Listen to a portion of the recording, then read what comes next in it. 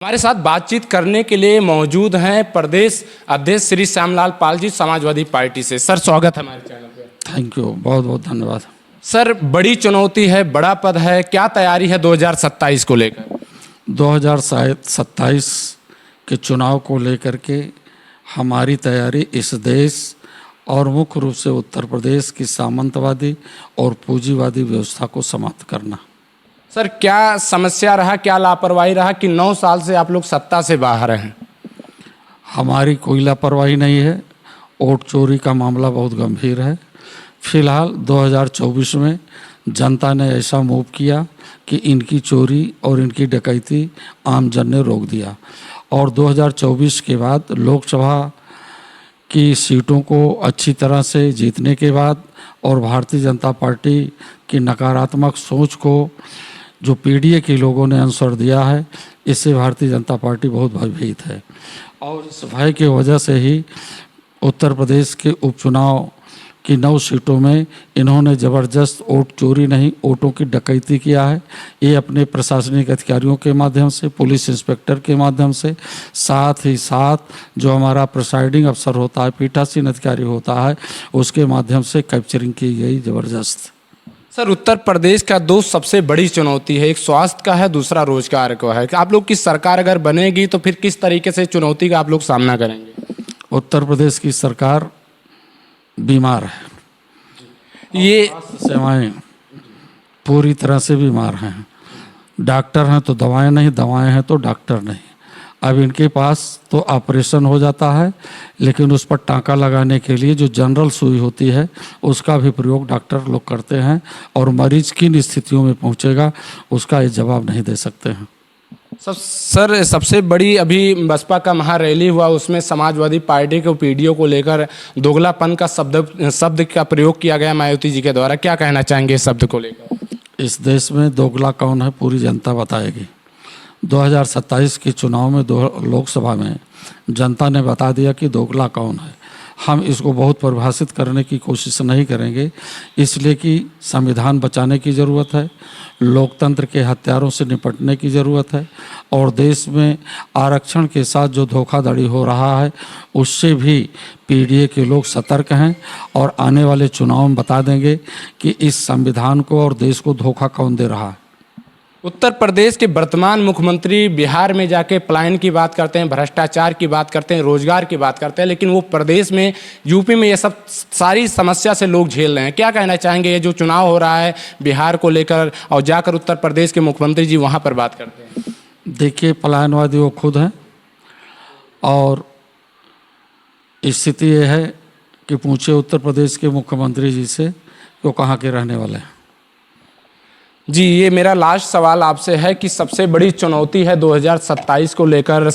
BJP कहती है कि समाजवादी गुंडों की पार्टी है, परिवारों की पार्टी है। क्या कहेंगे इस ये सब मामला को लेकर? ये उत्तर प्रदेश में सरकार 9 साल से मुख्यमंत्री हैं और देश में 11 साल से प्रधानमंत्री हैं। जितनी अराजकता, जितना भ्रष्टाचार, जितना बलात्कार, जितना महिलाओं के साथ शोषण, अत्याचार, जुर्म हुआ है, उत्तर प्रदेश नंबर 1 पर है।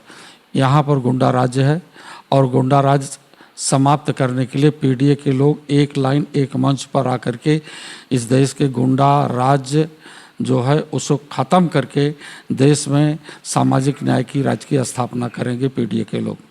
ब्रजेश पाठक के द्वारा एक प्रतिक्रिया आया था कि ब्राह्मणों का सम्मान अगर बचाना है तो समाजवादी को सत्ता से भगाना है, बैनर भी लगा हुआ था। ये पुराना थोड़ा सा खबर हो गया, इसके बारे में थोड़ा सा।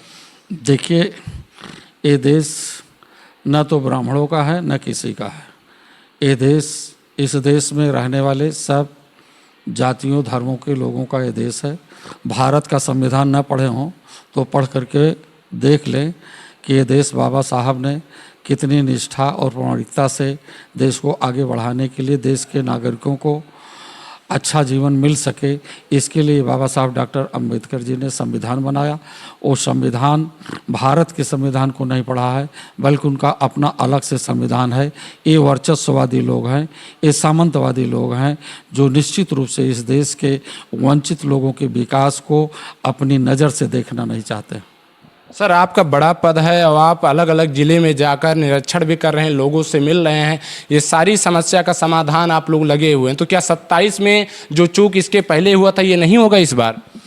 ये सच है कि पीडीए से नफरत करने वालों के खिलाफ पीडीए के लोग एक मंच पर आकर एक ही नेता आदरणीय अखिलेश यादव को उत्तर प्रदेश का मुख्यमंत्री बना करके देश की बागडोर भी देंगे। जातीय जनगणना की बात करती थी सरकार और आज ये जातीय आप लोग करते थे और सरकार बार बार कहती थी इस पे क्या था कि जातीय जनगणना हम विकास की बात करते हैं, वो जातीय जनगणना आज बीजेपी खुद कहती है कि जातीय जनगणना होगा, क्या कहेंगे इस पर? ये जात खोज खोज करके वोटर लिस्ट से नाम निकाल रही है, जात खोज खोज करके ये पीठासीन अधिकारी बना रहे हैं, जाति खोज खोज करके जो है ये अपना बेलो तैयार कर रहे हैं। जातिवादी खुद सत्ता में बैठे हुए लोग हैं जो अपने जाति को ला करके बेलो बनाने का काम कर रहे हैं और जो दूसरे पीडीए के लोग हैं उनको हटाने का काम कर रहे हैं। ये पूरी तरह से लोकतंत्र की हत्यारी सरकार है। जीएसटी को लेकर बीजेपी के कई सांसद लोग आवाज़ उठाए कि जीएसटी घट गया है, गरीबों को अब सामान को लेकर खरीदारी को लेकर उन्हें लाभ मिल रहा है, क्या कहेंगे जीएसटी को लेकर? मैं आपके माध्यम से सवाल करता हूं, इनकी जीएसटी जो कम हुई है वो अपनी जीएसटी देखें, क्या कापी कलम किताब पर जीएसटी खत्म हो गई? उनके दाम कम हो गए? विश्वविद्यालय की बढ़ी हुई फीस कम हो गई? विश्वविद्यालयों और इंटर कॉलेज माध्यमिक कॉलेजों की बढ़ी हुई फीस कम हो गई? क्या उत्तर प्रदेश यूपी बोर्ड की परीक्षा शुल्क कम हो गया? आप बताएं। और ये पेट्रोल का दाम कम हो गया, डीजल का दाम कम हो गया, गैस का दाम कम हो गया। जब जीएसटी कम हो गई तो इनके दाम भी कम होने चाहिए। वो जहाँ के तहाँ और आगे बढ़ते जा रहे हैं। इसलिए जीएसटी इस देश में लोगों के लिए शोषण का हथियार बन चुकी है। सबसे बड़ी चुनौती माना जाता है कि ग्राम पंचायत, अभी चुनाव होने वाला है 2026 में और सबसे ज़्यादा भ्रष्टाचार ग्राम पंचायत में ही है। आप लोग की सरकार अगर बनी तो ग्राम पंचायत के प्रधान के जो ग्राम सभा के लोग की आज दुख है, समस्या है भ्रष्टाचार, इसको लेकर किस तरीके से आप लोग कार्रवाई करेंगे, आगे किस तरीके से आप लोग काम करेंगे? ये ग्राम पंचायतों का जब तक विकेंद्रीकरण नहीं हुआ था तब तक ये काफ़ी पीछे थे। भारतीय जनता पार्टी ने इस विकेंद्रीकरण की व्यवस्था को समाप्त करने की लाइन पर है और समाजवादी विचारकों ने पंचायत को लेकर के जो हमारी ग्राम पंचायतें हैं विकेंद्रीकरण किया और जब से विकेंद्रीकरण किया है गांव का सामुदायिक रूप से विकास भी हुआ है। इसलिए पंचायत प्रमुख स्थान होता है।